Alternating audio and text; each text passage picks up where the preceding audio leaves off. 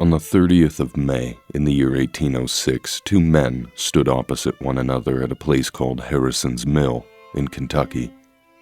They were there for a duel. Armed with their pistols, the two men stood 24 feet apart and prepared to fire their shot.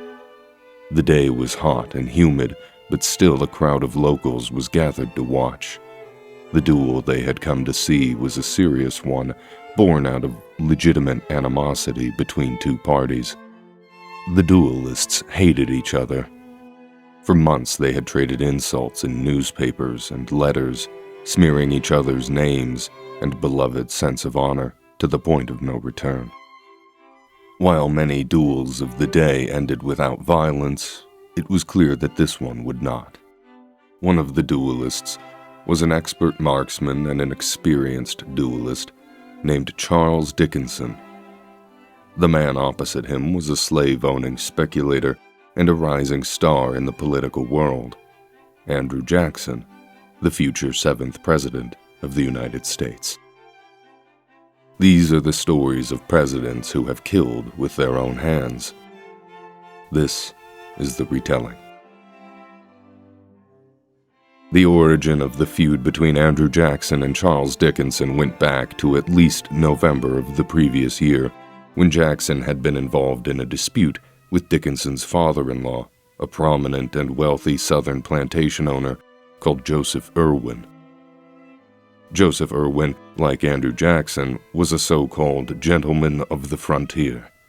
They were wealthy, upper-class Southerners who, like most men of their class, made their fortunes through a variety of ventures. They were plantation owners, slavers, speculators, politicians, horse breeders, and gamblers. And it was a gamble that ignited the feud between Joseph Irwin and Andrew Jackson. Irwin had touted himself as one of the finest breeders of thoroughbred horses in the region and boasted that his horses could beat any other in a race. Jackson, a fine horse breeder himself and never a man to turn down a challenge, agreed. Bets were placed and the race was scheduled. The winner's purse was set for $2,000, which is roughly the equivalent to about $54,000 in 2025. Jackson's horse, called Greyhound, won the race, but the contest was not over, as a separate pair of horses was also scheduled to race. Irwin had a chance to make up his losses. Sadly for Irwin, his second horse went lame before the race, and the event was called off. In their agreement, Jackson and Irwin had agreed that if any of their horses would be unable to race on the day of the event, the owner of the lame horse would pay an $800 forfeit fee. That's over $21,000 today. After the race, tensions were high. Victorious, Jackson demanded his winnings and the $800 forfeit fee, but there was some disagreement over how the money was to be paid. Money was different in 1805, and paying debts could be more complicated than simply exchanging cash. Payments could be made in promissory notes or measured out in horse flesh or the exchange of slaves. Payments could be made in gold or silver, land or assets. While there were disagreements over how the forfeit money was to be paid, it was eventually paid, but not before relations between the two parties had soured beyond repair. They hadn't liked each other before the race. In the past, Charles Dickinson had been involved in a duel with one of Jackson's friends, but what was worse was the allegation that Dickinson had insulted Andrew Jackson's beloved wife, Rachel. Jackson has been described as a man who would fight at the drop of a hat, and he'd happily drop the hat himself. He was a violent, hot-tempered man, and he loved his wife dearly. Insults on her name and character were not something he was going to tolerate. Jackson had confronted Dickinson over the alleged slander, but Dickinson diverted, saying that he'd never spoken ill of Rachel, and if he had, he'd been drunk and didn't mean it. Dickinson apologized and Jackson accepted, but the animosity between the two had not faded. After the race, tempers were high on all sides. Though the race was over and the money paid, the atmosphere was still tense and charged, as no party felt as though they'd been properly satisfied. As supporters of either cause took to the streets, word of the feud began to spread. People began to talk.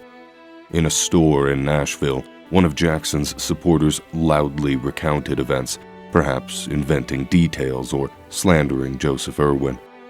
Hearing of this slander, Charles Dickinson sent a friend of his to meet with Jackson and find out the truth of what he had said. The friend, a man called Thomas Swan, agreed, and he went to meet with Andrew Jackson at a local tavern. Exactly what is said between the two men is not known, but what is known is that the meeting quickly devolved into a violent incident where Jackson struck Swan with his cane and called him a stupid meddler. So things had gone from bad to worse. In the following days, Charles Dickinson struck back by writing a letter accusing Jackson of being a coward. In a follow-up attack, Thomas Swan wrote his own column in a local newspaper where he, too, called Jackson a coward. Smeared and slandered, his honor damaged, Jackson had no choice but to respond. He responded by writing his own column for the paper where he called Swan a lying valet for a worthless, drunken blackguard. Enraged, Dickinson drafted another column for the paper where he this time referred to Andrew Jackson as a poltroon and a coward. A poltroon is just another word for a coward, so I guess Dickinson was calling Jackson a double coward, and that simply would not stand. Finally, after months of feuding, Jackson wrote to Dickinson personally, demanding a duel. Which brings us back to May of 1806, on that hot, humid day in Kentucky, when Jackson and Dickinson stood opposite one another, ready to shoot. Both parties were from Tennessee, where dueling was illegal, hence the location being just across the border in Kentucky. You may recall that I mentioned Charles Dickinson was an expert marksman and an experienced duelist. He was well known for his skill with a pistol. While en route to the duel, Dickinson and his entourage of friends made several stops along the way, where Dickinson would perform demonstrations of his marksmanship to the stunned locals. Andrew Jackson, meanwhile, brave and angry though he may have been, was no expert marksman. But he did have a plan. Sort of. Jackson and his second both knew that when it came down to marksmanship, Dickinson was the better shot. To better his odds, Jackson developed a slightly odd sideways stance, and he wore a heavy coat to better obscure his figure. It was a desperate plan, but it gets even worse. When the order was given to fire, Jackson was going to let Dickinson shoot first. He thought that if Dickinson felt rushed, it might spoil his expert aim. With the duel ready to begin, the duelist's seconds flipped a coin to see who would make the call to fire. Jackson's second, his friend and an officer called Thomas Overton, won the toss. "Gentlemen," he said to Jackson, "are you ready?" Jackson signaled he was. "Gentlemen," Overton then said to Dickinson, "are you ready?" Then, just as Dickinson answered, Overton shouted the order to fire. Dickinson quickly raised his pistol, aimed, and fired. A shot rang out and a burst of smoke filled the space between the duelists. The lead ball tore through Jackson's large jacket, possibly glancing off of a brass button, then smashed into his chest, breaking several ribs before coming to a stop in his shoulder. Jackson staggered, then regained himself. "My God," Dickinson cried in disbelief. "Have I missed him?" As the smoke cleared, Andrew Jackson raised his own pistol, took careful, deliberate aim, and he squeezed the trigger. And nothing happened. The hammer snapped down, but the gun didn't fire. Regardless of the fact that the pistol had not fired, Jackson had pulled the trigger, and the hammer had snapped. According to the dueling code, he had had his shot. But Jackson didn't see it that way. Resetting his pistol, Jackson demanded that Dickinson stay where he was and wait until a proper shot was fired. A few moments later, Andrew Jackson raised his reloaded pistol, took careful aim, and fired. Charles Dickinson staggered, and went down hard, struck right through the chest. His attendants rushed to his side, but it was clear that the wound was not one that could be treated. All that was left for them to do was to get Dickinson to a nearby bed and to make him as comfortable as possible. He would die 14 hours later. Andrew Jackson, meanwhile, wounded and bleeding, had won his satisfaction and left the dueling ground to head back to Tennessee. He made it some distance before his second noticed blood was dripping from Jackson's pant leg, and he asked him if he was hit. Jackson fell off his horse soon after. The bullet that shattered his ribs and lodged in his shoulder had only just missed his heart. When it came time to operate on the wound, it was clear to doctors that extracting the bullet would be far too dangerous, so Jackson instead lived the rest of his days with the lead ball lodged in him, something that caused him great pain and discomfort. His reputation had been wounded as well.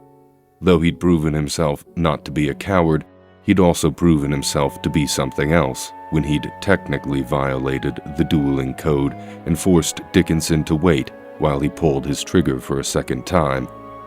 People of the age saw this as rather brutal and unfair. Bruised though his reputation may have been, it was not damaged enough to see him out of public life, or even enough to prevent him from becoming the 7th President of the United States in the year 1829.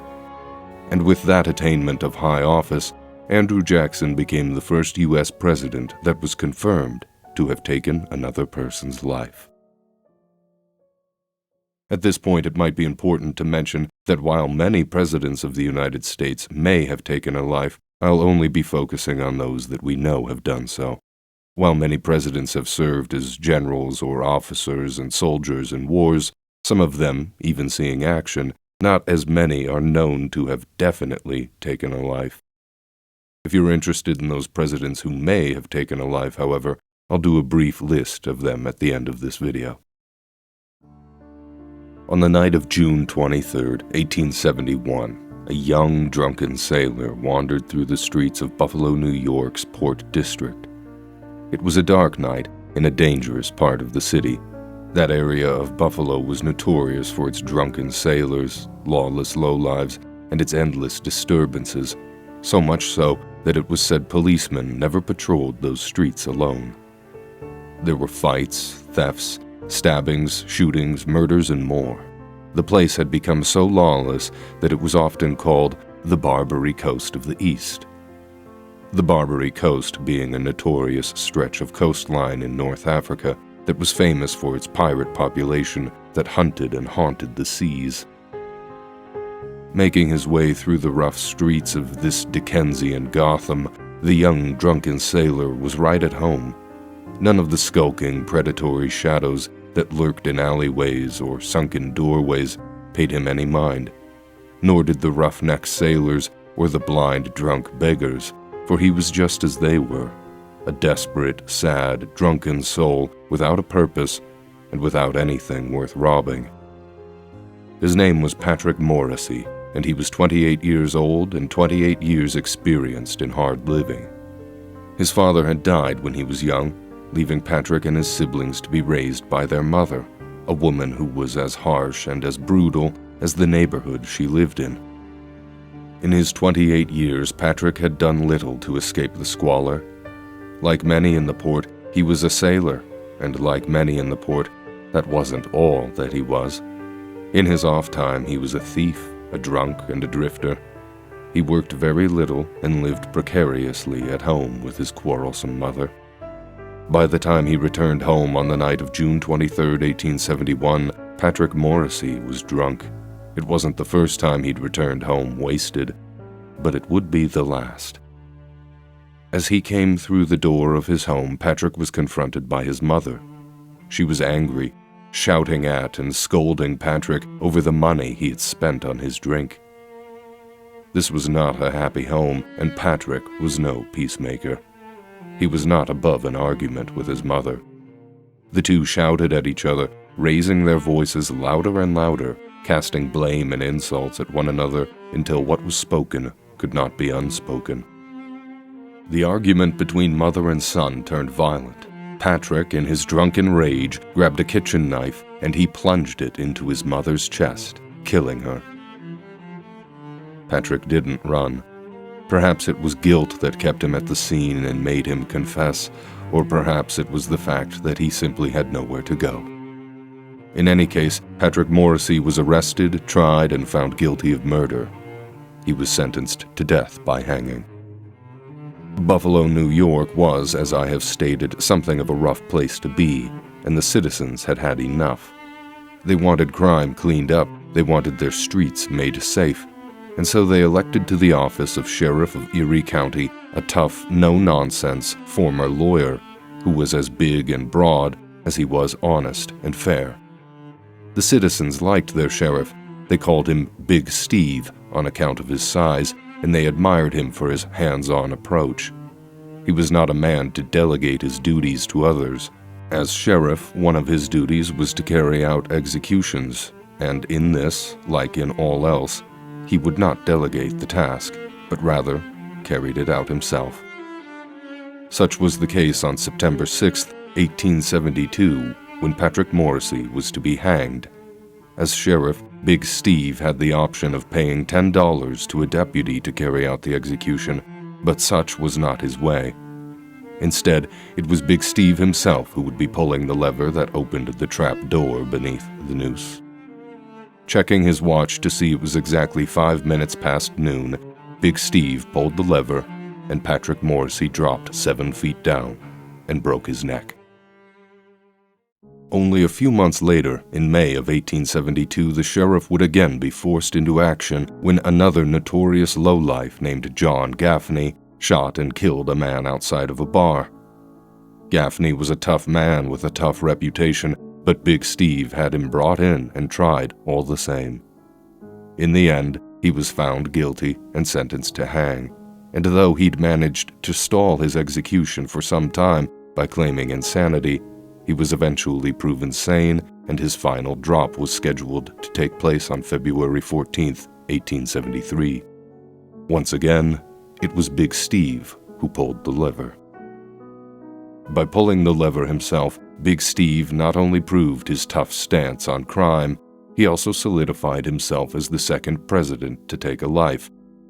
13 years after he pulled the lever on Patrick Morrissey, Big Steve, whose real name was Grover Cleveland, would be elected the 22nd President of the United States and the only president to execute felons with his own hand. So that's it for presidents that we know for certain have taken another person's life, but that doesn't necessarily mean that others haven't. Take, for example, the first man himself, George Washington. Though he served his role in the Revolution as a commander, before that he was just an officer fighting for the British in the French and Indian Wars, where he saw action and may even have fired a weapon himself, though no details were recorded. Or James Monroe, the future 5th President of the United States. He fought bravely at the Battle of Trenton, a battle covered in my Historical Christmases video, and there he received a serious wound as well as recognition for his bravery, even earning himself a promotion. It may be that he killed one or more Hessians that day, but whether he did or didn't is not definitively recorded. Personally, I would be surprised if he didn't. Then there's the 9th President, William Henry Harrison, who fought as a soldier in the War of 1812 and in the Northwest Indian Wars, and later on in the so-called Tecumseh's War, where he likely saw action and may even have taken part in it. When it comes to details, however, none are provided and we can only speculate. It's a similar story of missing details with Zachary Taylor, the 12th President of the United States, who was called Old Rough and Ready. He had been an officer during the War of 1812, and he later took part in many battles with the Native Americans. The future 18th President, Ulysses S. Grant, served in the Mexican-American War, where he saw action. Future 23rd President Benjamin Harrison led men in combat during the Civil War, once even overcoming a Confederate artillery position where fighting was said to have been fierce. William McKinley, the future 25th President, enlisted in the Civil War as a common soldier and saw considerable promotion, so that by the end of the war, he was a brevet major. He saw combat and took part in it, making him another very likely candidate. The list goes on. One of the more likely candidates for presidents that might have taken a life is McKinley's successor, the 26th president, Theodore Roosevelt, who lived an adventurous, action-packed life. As the leader of the Rough Riders, he saw no small amount of action in the Spanish-American War. He saw and took part in much action, famously at the Battle of San Juan Heights on the 1st of July, 1898, where Roosevelt claimed to have charged into an enemy defensive trench and shot a Spaniard dead with his pistol. This may well be true, and one of the cases I would consider very likely. However, lacking any concrete confirmation, I can't say for certain that Teddy Roosevelt took a life. Regardless of who or how many he did or didn't kill, for his heroism that day at the Battle of San Juan Heights, Theodore Roosevelt was eventually awarded the Medal of Honor in 2001, 82 years after his death. He is the only president to have a Medal of Honor. 33rd President Harry S. Truman is the only U.S. president to have served in World War I, where he operated artillery that may have taken lives.